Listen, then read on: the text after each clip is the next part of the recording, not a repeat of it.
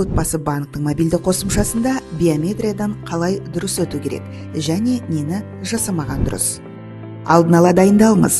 Жарықтың жақсы және біркелкі екеніне көз жеткізіңіз. Бетіңіз ашық болсын.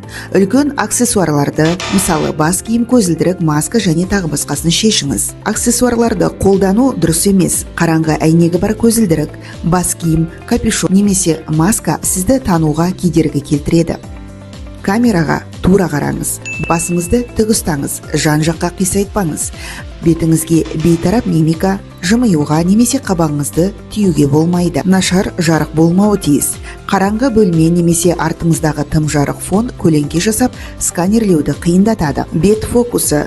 Камера бетіңізді толық көру керек.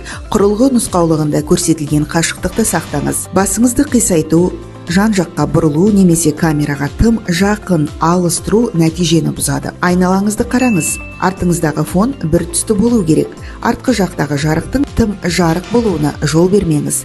Ол көлеңке түсіруі мүмкін.